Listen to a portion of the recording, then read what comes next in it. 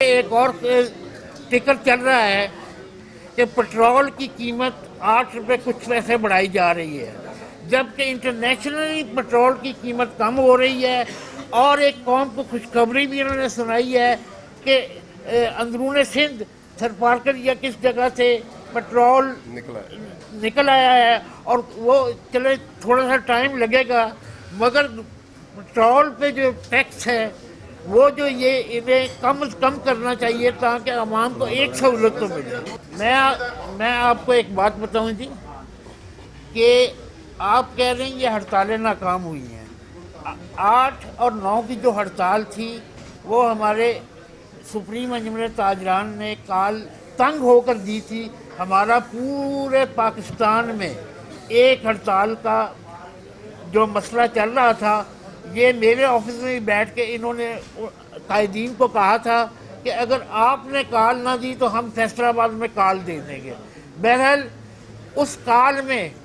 میں باخدا یہ کہہ سکتا ہوں کہ کسی نے مخالفت نہیں کی ہے۔ یہ جو چھوٹے موٹے لوگ تھے انہوں نے اگر کوئی دکانیں کھولی ہیں تو ان کا ہم کہہ نہیں سکتے، وہ نہیں کھلی ہوگی۔ میں یہ کہہ رہا ہوں کہ دیکھیں کہ بات یہ ہے کہ ہڑتال جو ہے وہ پھر بھی کامیاب ہوئی ہے، اور 13 کی جو ہڑتال ہے وہ پورے پاکستان کی ایک پیج پہ کال تھی، اور وہ بھی الحمدللہ کامیاب ہوئی ہے۔ اس میں تو میں کہوں گا کہ سمنا آباد کی انارکلی، مین بازار، ستیانہ روڈ، حاجی آباد، ڈڈی والا، 8 بازاروں کو تو چھوڑیں نا، اب اس کے بعد نڑ والا روڈ، اس جناح کالونی، ہوزری کی مارکیٹ، یہ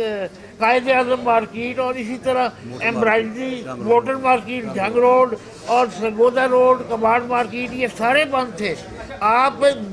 میری آپ لوگوں سے گزارش ہے کہ جب بھی کبھی ہڑتال ہو تو آپ صرف 8 بازاروں کا جو معاملہ ہے نا اس کو نہ پورے شہر کو دیکھیں۔ اب 8 بازار کے اندر جتنی کپڑے کی مارکیٹیں تھیں وہ تمام بند تھیں، اور 8 بازاروں میں سے اگر کوئی ایک بازار بوانا بازار کھل گیا تو اس کا ہم نہیں کہہ سکتے، ریلوے روڈ اگر کھل گیا وہ دیکھیں ہم نے کسی پہ جبر نہیں کیا، جس نے کی ہے ہڑتال